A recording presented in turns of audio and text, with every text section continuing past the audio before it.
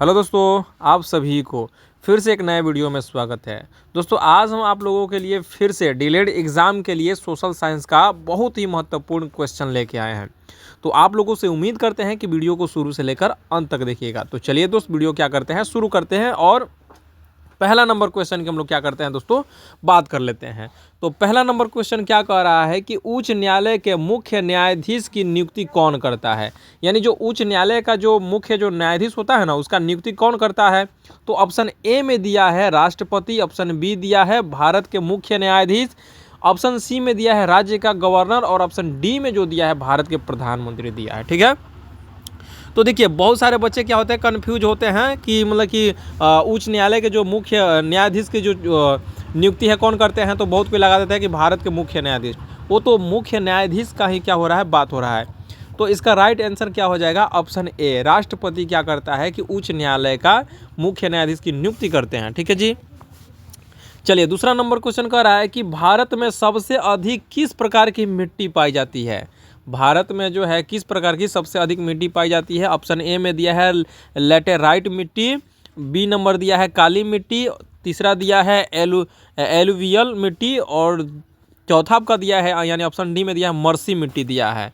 तो देखिए बहुत सारे बच्चे क्या होते हैं, कन्फ्यूज होते हैं। तो देखिए भारत में जो सबसे अधिक जो मिट्टी पाई जाती है ना, वह है जलोढ़ मिट्टी। ठीक है जी, क्या कौन सा मिट्टी, जलोढ़ मिट्टी। और जलोढ़ मिट्टी का दूसरा नाम क्या है, एलुवियल मिट्टी है। तो इसका राइट आंसर क्या हो जाएगा दोस्तों, सी हो जाएगा। बस कन्फ्यूज़न नहीं होना है। ठीक है जी। तीसरा नंबर क्वेश्चन कह रहा है कि नाबार्ड डॉट डॉट का नाम है, यानी नाबार्ड जो है ना किसका नाम है। तो ए में दिया है वाणिज्य बैंक, ऑप्शन बी दिया है बैंकिंग, ऑप्शन सी दिया है कृषि सहायता के लिए विशेषित बैंक, ऑप्शन डी जो दिया है नॉन बैंकिंग वित्तीय संस्था। तो तीसरा नंबर का क्वेश्चन हो जाएगा आपका ऑप्शन नंबर सी हो जाएगा, कृषि सहायता के लिए विशेष बैंक को ही नाबार्ड कहा जाता है। ठीक है जी।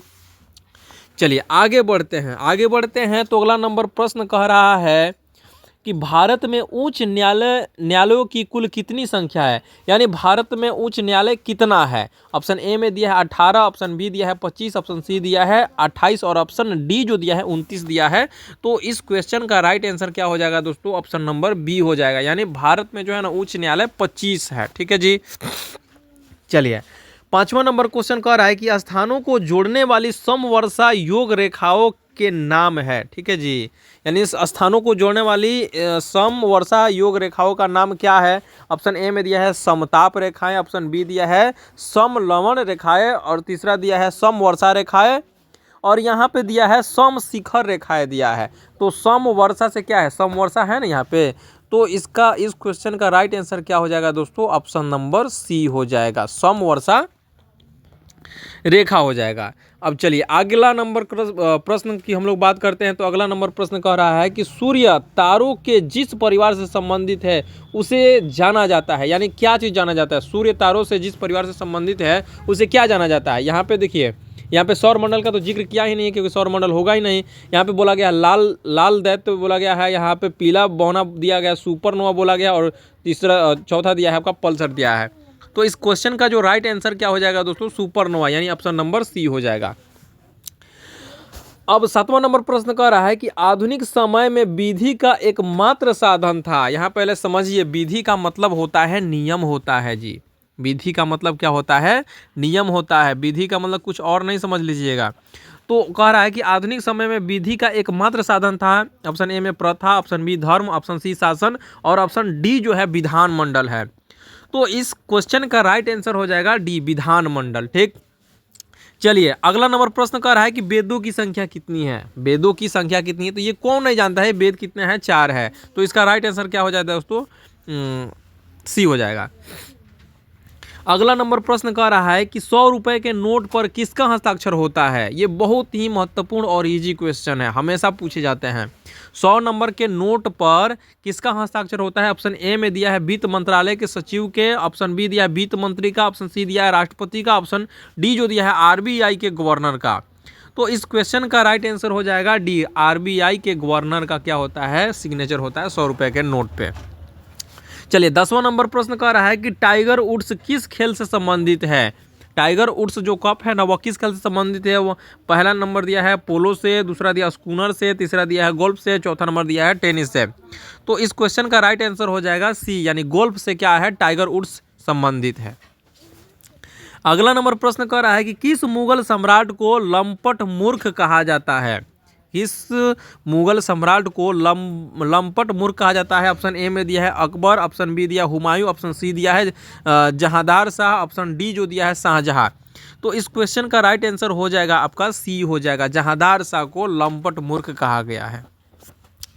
चलिए 12वां नंबर क्वेश्चन कह रहा है कि हरित क्रांति से बढ़ावा मिला, यानी हरित क्रांति जब हमारे भारत में आया ना तो किस फसल का बढ़ावा मिला? ऑप्शन ए में दिया है गेहूं को, ऑप्शन बी दिया है धान को, ऑप्शन सी दिया सरसों को, ऑप्शन डी जो दिया है मक्का को। तो याद रखिएगा जब हरित क्रांति की लहर आई ना तो सबसे ज़्यादा पैदावार वृद्धि हुई, गेहूँ की वृद्धि हुई। ठीक है जी। चलिए तीसरा नंबर यहाँ पे बोल रहा है कि चंपारण प्रसिद्ध है एक आंदोलन के कारण जिसका संबंध था, यानी चंपारण आंदोलन किस से संबंधित है?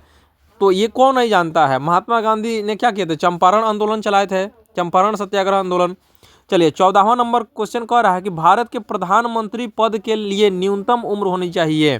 भारत के प्रधानमंत्री होने के लिए कम से कम कितनी उम्र होनी चाहिए? ऑप्शन ए में दिया है 25, ऑप्शन बी दिया है कितना 30 दिया है, ऑप्शन सी दिया है 45 और ऑप्शन डी दिया है 20 दिया। ठीक है जी। तो इतना जानिए प्रधानमंत्री जो होता है ना वह होता है लोकसभा का सदस्य होता है। जैसे संसद में 2 सदन होता है ना, एक होता है लोकसभा और एक होता है क्या, राज्यसभा होता है ना जी। तो देखिए लोकसभा के सदस्य होने के लिए न्यूनतम उम्र 25 होनी चाहिए और राज्यसभा के लिए 30 होनी चाहिए। तो अभी हम क्या बताएं कि प्रधानमंत्री जो किसका सदस्य होता है, लोकसभा का, तो कितना उम्र होनी चाहिए? 25। तो इस क्वेश्चन का राइट आंसर क्या हो जाएगा दोस्तों? ए हो जाएगा, यानी 25 हो जाएगा। तो उम्मीद करते हैं आप लोगों को वीडियो पसंद आई होगी और आज के लिए क्या है दोस्तों इतना ही है।